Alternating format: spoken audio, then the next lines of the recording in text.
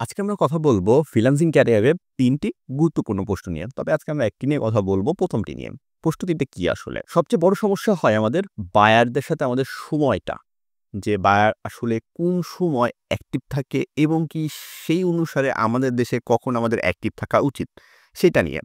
এবং ২য় আরেকটা প্রশ্ন আছে কোন দেশে কোন কাজের চাহিদা বেশি এবং ৩য় আরেকটা প্রশ্ন আছে আসলে বায়ারদের আমরা কোন সোশ্যাল মিডিয়া থেকে ফলো করতে পারবো। কেন মার্কেটিং ছাড়া কাজ পাওয়া যাবে না? সেহেতু আমাদের মার্কেটিং করার জন্য সোশ্যাল মিডিয়া অবশ্যই লাগবে। তাই ১ম প্রশ্ন নিয়ে আজকে আমাদের কথা বলছি। ১ম প্রশ্ন কি বললাম আমরা? যে কোন দেশের বায়ার কখন পাওয়া যায়? অর্থাৎ কি বাংলাদেশ বনাম বায়ারের সময়। অর্থাৎ কোন সময়টা আমরা মার্কেটিং করলে বা অনলাইনে থাকা আমাদের উচিত। এটা নিয়ে আজকে আমরা কথা বলব। যেমন আপনি এখানে দেখতে পাচ্ছেন যেমন ইউএসএ সাধারণত আমরা ২ টা টাইম জোনে কাজ করে থাকি। একটা নিউ ইয়র্ক আরেকটা হচ্ছে ক্যালিফোর্নিয়া। এইখানে একটা হচ্ছে ১২ ঘন্টা পিছনে, আরেকটা ১৪ ঘন্টা পিছনে। এখন কথা হচ্ছে আসলে আমাদের কয়টা থেকে কয়টা পর্যন্ত জেগে থাকলে বায়ারদের সাথে সময় ম্যাচ করতে পারবো আমরা।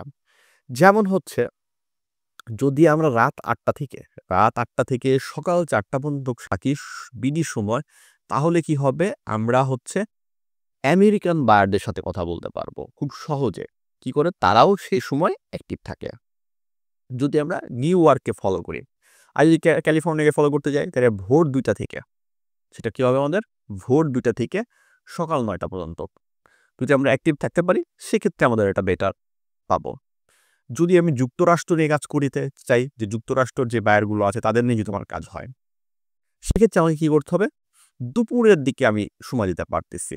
যেমন অনেকেই আছে আমরা রাত জাগতে পারি না। তাদের ক্ষেত্রে কি হয়? আমরা দুপুরের টাইমটাতে নিতে পারি যে দুপুর ১টা থেকে রাত ৮টা পর্যন্ত। এই সময়টা আমরা কি করতে পারি? যুক্তরাজ্যর বায়ারগুলো ধরতে পারি। তাই আমাকে টার্গেট করতে হবে কি? যুক্তরাজ্যকে। তারপর যদি অস্ট্রেলিয়ার কথা বলি, তারা হচ্ছে সকাল ৭টা থেকে দুপুর ১টা পর্যন্ত কি হয়? আমাদের সাথে প্রায় টাইম ম্যাচ হয়ে যায় তাদের। তারপর যদি কানাডার কথা বলি, তাহলে রাত ৮টা থেকে সকাল ৪টা পর্যন্ত।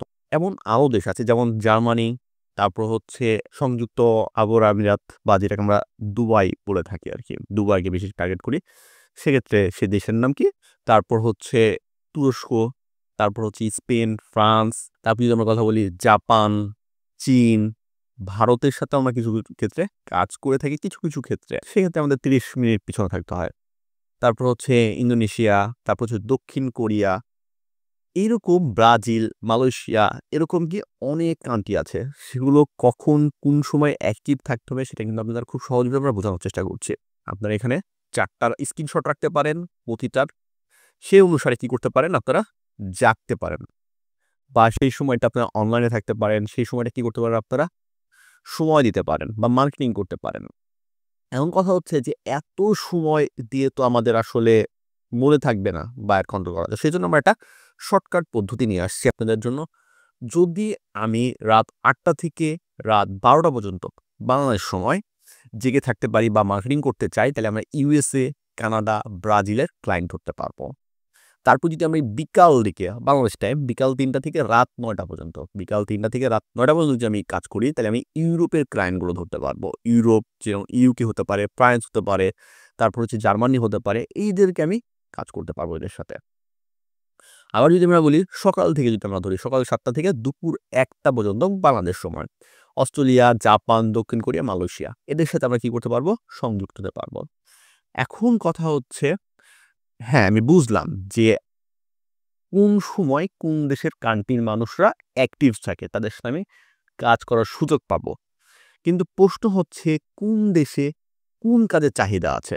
সাপোজ আমি গ্রাফিক ডিজাইন করি, তাহলে আমাকে আসলে কোন দেশটাকে ফলো করা উচিত?